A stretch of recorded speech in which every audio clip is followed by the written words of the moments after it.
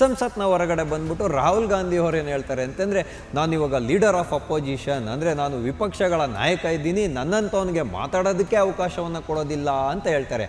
2018ರಿಂದ 23ನೇ ಸಾಲಿನ ಒಂದು ಏನಿತ್ತಲ್ಲ ಲೋಕಸಭಾ ಅವಧಿ, ಆವಾಗಿನ ಒಂದು ಹಾಜರಾತಿಯನ್ನು ನಾವು ತೆಗೆದು ನೋಡಿದಾಗ ರಾಹುಲ್ ಗಾಂಧಿ ಅವರ ಹಾಜರಾತಿ ಅಧಿವೇಶನಗಳಲ್ಲಿ 51% ಮಾತ್ರ ಹಾಜರಾತಿಯನ್ನು ಹೊಂದಿರತಕ್ಕಂಥದ್ದು. ಹಾಗಾಗಿ ಮುಂದಿನ ಭಾವಿ ಪ್ರಧಾನಿ ಅಂತ ಹೇಳ್ಕೊಳ್ಳುವಂಥ ರಾಹುಲ್ ಗಾಂಧಿಯವರು ಕೇವಲ 51% ಹಾಜರಾತಿಯನ್ನು ಇಟ್ಕೊಂಡು ನನಗೆ ಮಾತನಾಡಲಿಕ್ಕೆ ಅವಕಾಶವನ್ನು ಕೊಟ್ಟಿಲ್ಲ ಅಂತ ಹೇಳ್ತಾರೆ. ಟ್ರಂಪ್ ಅವರ ಒಂದು ವಿಚಾರವನ್ನು ಇಟ್ಕೊಂಡು ಆಪರೇಷನ್ ಸಿಂಧೂರ ಫೇಲ್ಯೂರು ಅಂತ ಹುಯಿಲೆಬ್ಬಿಸ್ಕೊಂಡು ಓಡಾಡ್ತಾರಲ್ಲ, ಇವ್ರಿಗೆಲ್ಲ ನಾವು ಏನಂತ ಹೇಳಬೇಕು? ನಮ್ಮಂಥವ್ರಿಗೆ ಅರ್ಥ ಆಗ್ತಾ ಇದೆ, ಇವತ್ತು ಪಾಕಿಸ್ತಾನದಲ್ಲಿ ಅಂಡು ತೊಳ್ಕೊಳ್ಳೋದಕ್ಕೆ ನೀರಿಲ್ಲದೆ ಇರತಕ್ಕಂಥ ಪರಿಸ್ಥಿತಿಯಾಗಿದೆ. ಮಳೆ ಬಂದರೆ ಪ್ರವಾಹದ ಭೀತಿ ಎದುರಾಗಿದೆ. ಅಲ್ಲಿ ಅಂತಾರಾಷ್ಟ್ರೀಯ ವಿಮಾನ ನಿಲ್ದಾಣದಲ್ಲಿ ನೀರಿನ ಅಭಾವ ಎದುರಾಗಿದೆ ಅಂತ ಹೇಳ್ತಕ್ಕಂಥದ್ದು ನಮ್ಮಂಥ ಸಾಮಾನ್ಯ ಜನರಿಗೆ ಗೊತ್ತಾಗ್ತಾ ಇದೆ. ಇವರು ಸುದೀರ್ಘ ಕಾಲ ರಾಜಕೀಯದಲ್ಲಿರೋರ್ಗೆ ಇವ್ರಿಗೆ ಅರ್ಥ ಆಗ್ತಾ ಇಲ್ವಾ?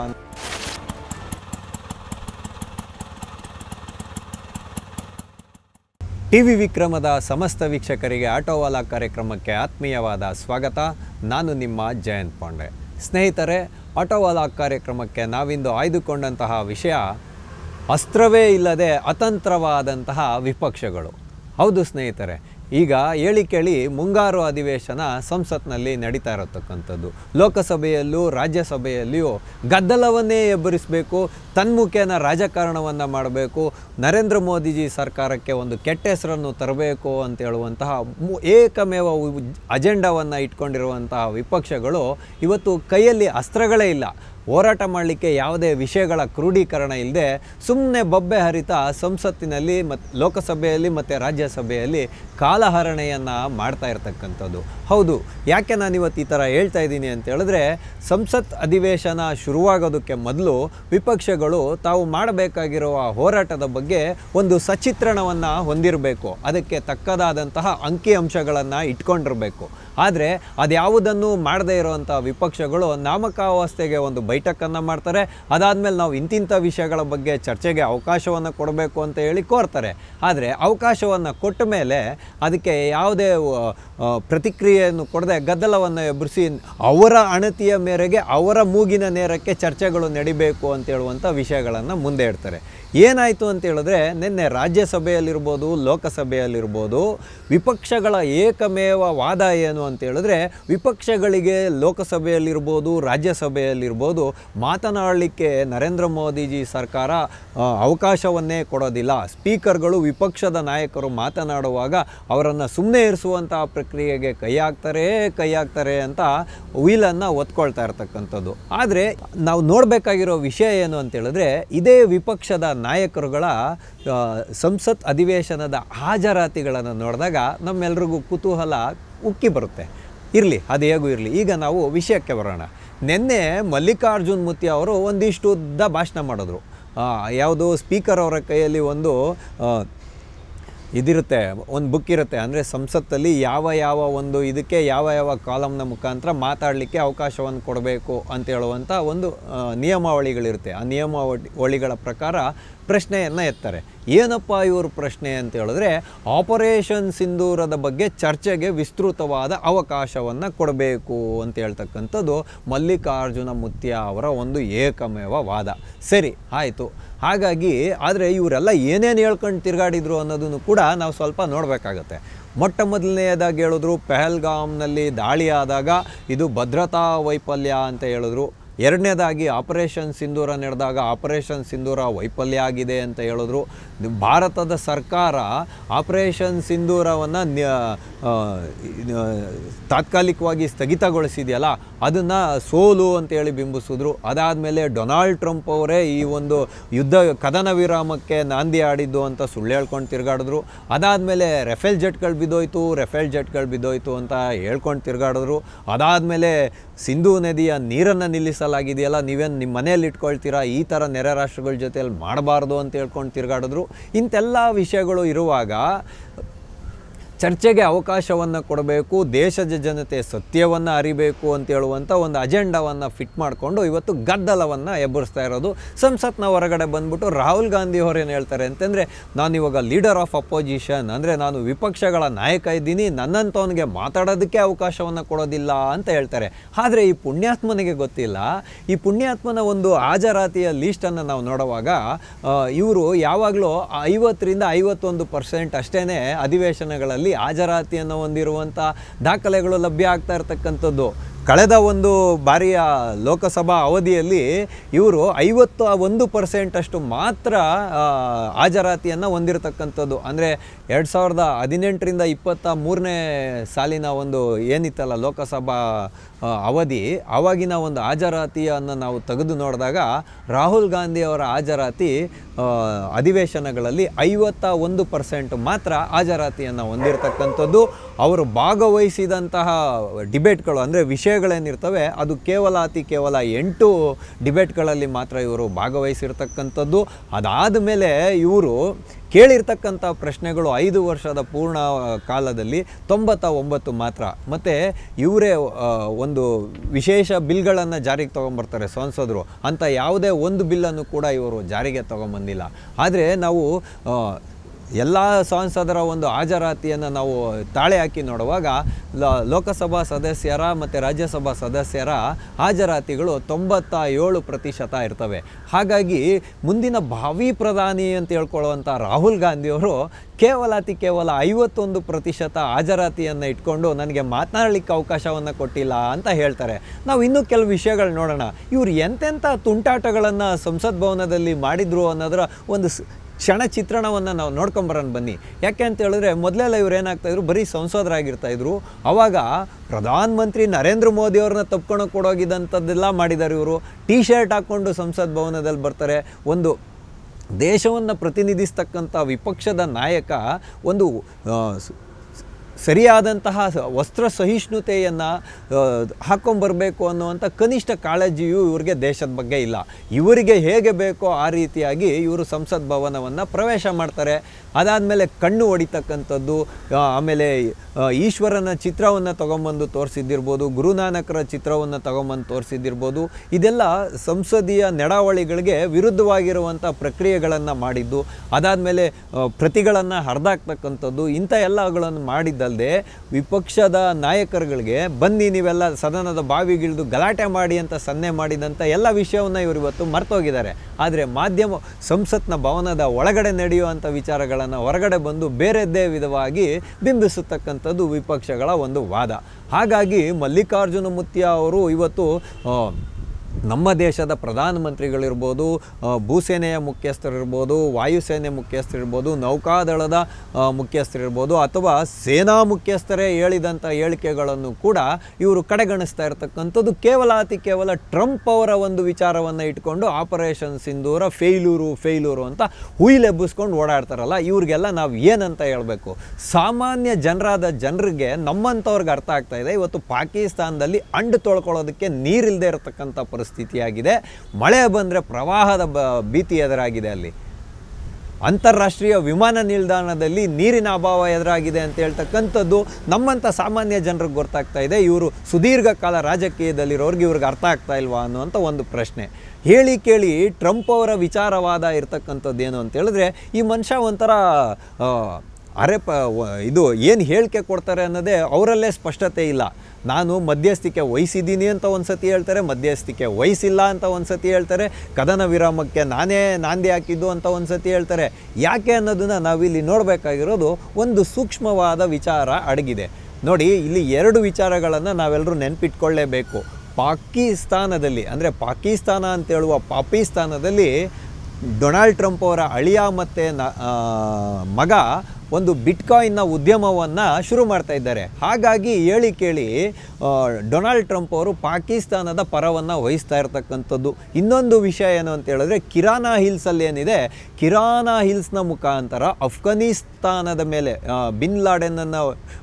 ಒಸಾಮಾ ಬಿನ್ ಲಾಡೆನನ್ನು ಹುಡುಕಬೇಕಾಗಿತ್ತಲ್ಲ, ಅಫ್ಘಾನಿಸ್ತಾನದಲ್ಲಿ ಒಂದು ತಾಲಿಬಾನಿಗಳನ್ನು ನಿಯಂತ್ರಣ ಮಾಡಬೇಕಾಗಿತ್ತಲ್ಲ, ಆವಾಗ ಕಿರಾನಾ ಹಿಲ್ಸ್ನಲ್ಲಿ ಅಣ್ವಸ್ತ್ರಗಳನ್ನು ಕೂಡ ಅಮೇರಿಕ ಸಂಗ್ರಹ ಮಾಡಿತ್ತು, ಅದನ್ನು ಅಣ್ವಸ್ತ್ರಗಳ ಶಸ್ತ್ರಾಗಾರವಾಗಿ ಮಾಡಿಕೊಂಡಿತ್ತು ಅನ್ನುವಂಥ ವಾದಗಳು ಕೂಡ ಮುಂದೆ ಇದೆ.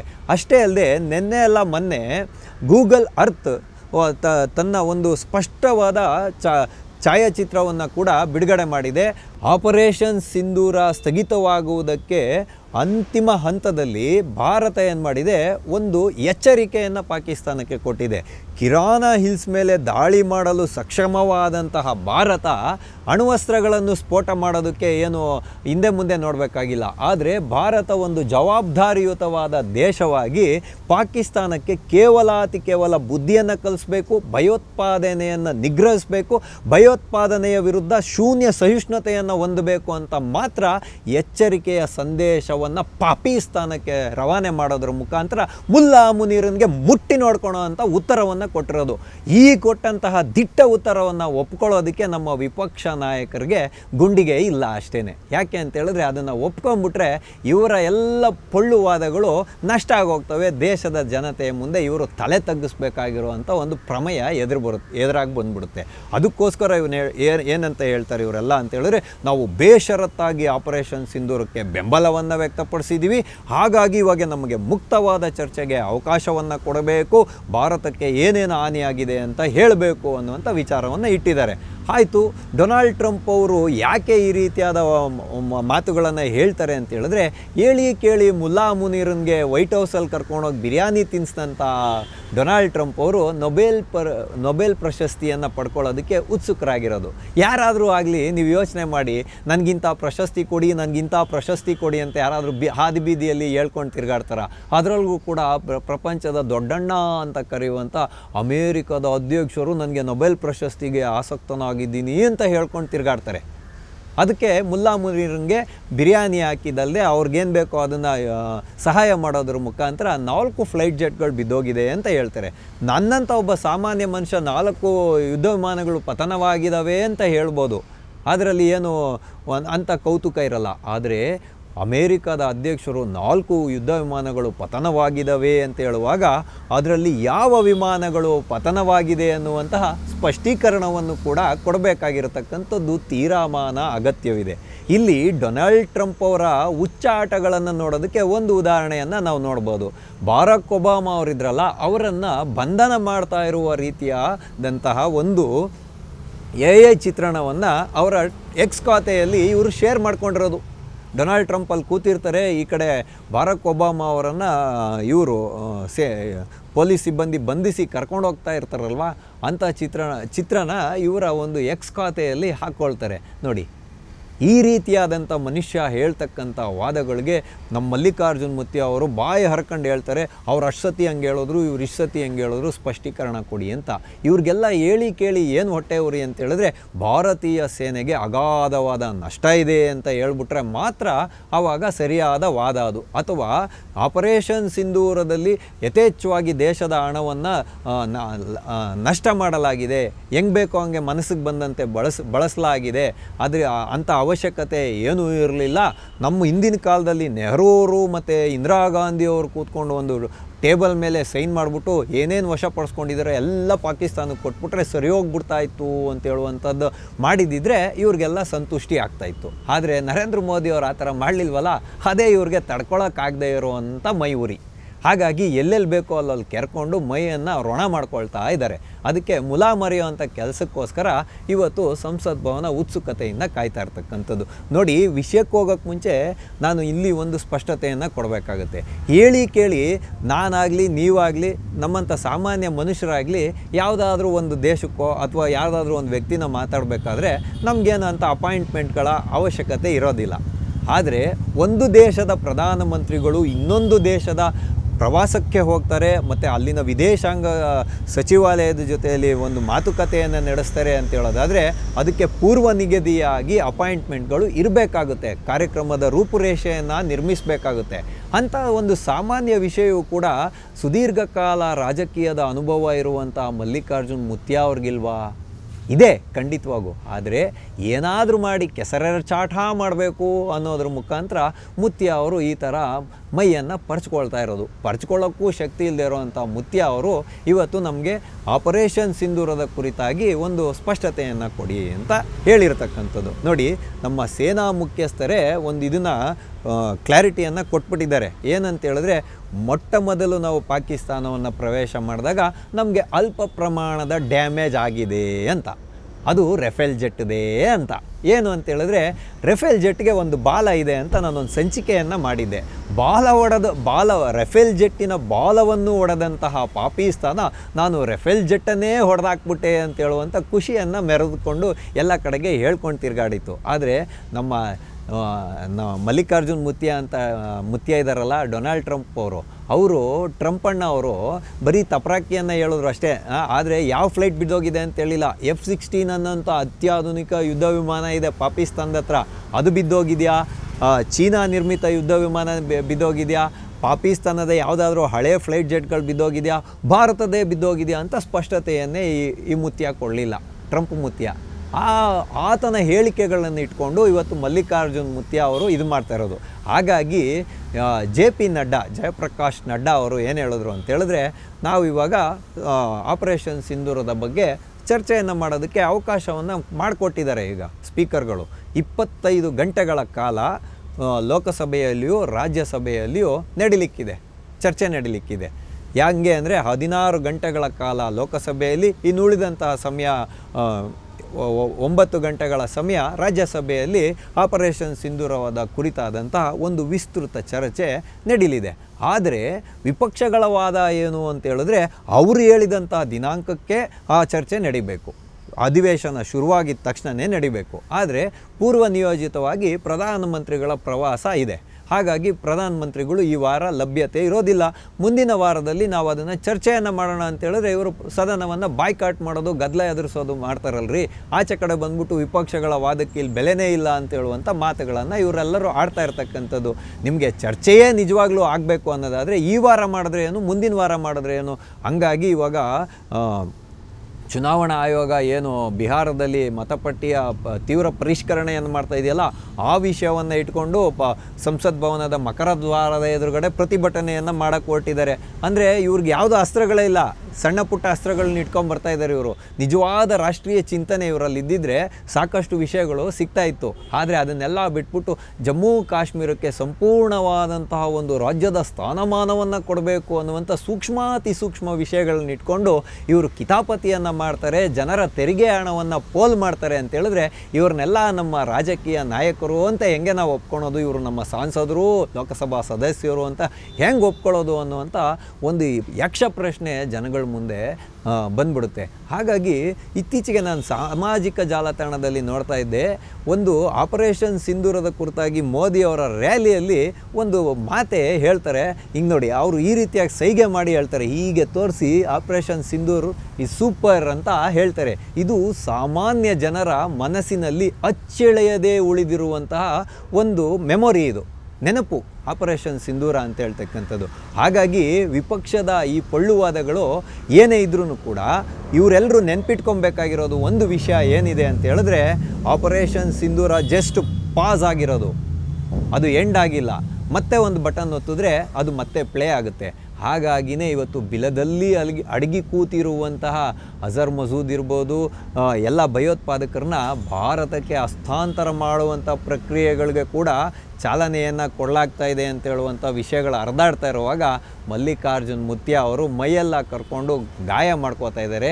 ಅವ್ರಿಗೆ ಯಾವುದಾದ್ರೂ ಒಂದು ಒಳ್ಳೆ ಮುಲಾಮನ್ನು ಕೊಡಿಸಿ, ಆ ಹುಣ್ಣುಗಳು ತಂಪಾಗಿರುವಂಥ ಒಂದು ಮುಲಾಮನ್ನು ರಾಹುಲ್ ಗಾಂಧಿಯವರೇ ಸಜೆಸ್ಟ್ ಮಾಡಬೇಕು. ಯಾಕೆ ಅಂತ ಹೇಳಿದ್ರೆ ಇವರು ರಾಹುಲ್ ಗಾಂಧಿ ಮತ್ತು ಸೋನಿಯಾ ಗಾಂಧಿಯವರ ಮಾನಸ ಪುತ್ರರ ರೀತಿಯಲ್ಲಿ ವರ್ತನೆ ಮಾಡ್ತಾರಲ್ಲ, ಅದಕ್ಕಾಗಿ ಅವರೇ ಅದಕ್ಕೆ ಒಂದು ಚೆನ್ನಾಗಿರುವಂಥ ಮುಲಾಮನ್ನು ಕೊಂಡ್ಕೊಳ್ಳಿ, ಅದನ್ನು ಮುತ್ಯ ಅವರು ಹಚ್ಕೊಂಡು ಮುಂದಿನ ವಾರದವರೆಗೂ ಕೂತ್ಕೊಳ್ಳಿ ತಂಪಾಗಿ. ಆಮೇಲೆ ಇವರ ನಿರೀಕ್ಷೆಯಂತೆ ಸಂಸತ್ ಭವನದಲ್ಲಿ ಆಪರೇಷನ್ ಸಿಂಧೂರದ ವಿಷಯವನ್ನು ಇಡಲಾಗುತ್ತೆ. ಆಗಬೇಕಾದರೆ ಇನ್ನಷ್ಟು ಕೆರ್ಕೊಂಡು ಅದನ್ನು ಗ್ಯಾಂಗ್ರೀನ್ ಮಾಡ್ಕೋತಿರೋ ಅಥವಾ ಆ್ಯಂಟಿಸೆಪ್ಟಿಕ್ ಕ್ರೀಮ್ಗಳನ್ನು ಕೊಟ್ಟರು ಮೇಲಾಗದೇ ಇರೋವಂಥ ಹುಣ್ಗಳು ಮಾಡ್ಕೊಳ್ತಿರೋ ನಿಮಗೆ ಬಿಟ್ಟಿದ್ದು. ಹಾಗಾಗಿ ಸಮಸ್ತ ಭಾರತೀಯರ ವಿಚಾರ ಏನಿದೆ ಅಂತ ಹೇಳಿದ್ರೆ, ಮೋದಿಜಿ ಸರ್ಕಾರ ಆಪರೇಷನ್ ಸಿಂಧೂರದ ಮುಖಾಂತರ ಪಾಕಿಸ್ತಾನಕ್ಕೆ ಭಾರತ ಎಂದೂ ಮರೆಯಲಾಗದ ಪೆಟ್ಟನ್ನು ಕೊಟ್ಟಿದೆ ಅನ್ನುವಂತಹ ಸಂತಸದೊಂದಿಗೆ ನಾವೆಲ್ಲರೂ ಕಾಲವನ್ನು ಕಳೀತಾ ಇರ್ತೀವಿ. ಆದರೆ ವಿಪಕ್ಷಗಳು ಮಾತ್ರ ಮೈಯನ್ನು ಕೆರ್ಕೊಂಡು ಹುಣ್ಣು ಮಾಡಿಕೊಳ್ಳಿ ಅಂತ ಹೇಳುವಂಥ ವಿಷಯದೊಂದಿಗೆ ಆಟೋವಾಲ ಕಾರ್ಯಕ್ರಮವನ್ನು ನಾವಿಂದು ಮುಗಿಸ್ತಾ ಇದ್ದೇವೆ. ಮುಂದೆ ಇಂತಹದ್ದೇ ಒಂದು ಕುತೂಹಲಕಾರಿಯಾದ ವಿಷಯದೊಂದಿಗೆ ನಾವೆಲ್ಲರೂ ಮತ್ತೆ ಭೇಟಿಯಾಗೋಣ. ಅಲ್ಲಿಯವರೆಗೂ ಟಿ ವಿ ವಿಕ್ರಮವನ್ನು ಸಬ್ಸ್ಕ್ರೈಬ್ ಮಾಡೋದರ ಮುಖಾಂತರ, ನಿಮ್ಮ ಸದ್ವಿಚಾರಗಳನ್ನು ಕಾಮೆಂಟ್ ಮಾಡೋದರ ಮುಖಾಂತರ ಹಾಗೂ ಶೇರ್ ಮಾಡೋದರ ಮುಖಾಂತರ ನಮ್ಮನ್ನು ಪ್ರೋತ್ಸಾಹಿಸಿ. ಟಿವಿ ವಿಕ್ರಮ, ದೇಶ ನಿಮ್ಮ ಕೈಯಲ್ಲಿ. ಈ ಕಾರ್ಯಕ್ರಮ ನಿಮಗೆ ಇಷ್ಟ ಆಗಿದ್ದಲ್ಲಿ ಲೈಕ್, ಶೇರ್ ಹಾಗೂ ಕಮೆಂಟ್ ಮಾಡಿ. ಟಿವಿ ವಿಕ್ರಮದ ಕಾರ್ಯಕ್ರಮಗಳನ್ನು ನಿರಂತರವಾಗಿ ವೀಕ್ಷಿಸಲು ಸಬ್ಸ್ಕ್ರೈಬ್ ಮಾಡಿ, ಬೆಲ್ ಐಕನ್ ಒತ್ತಿ.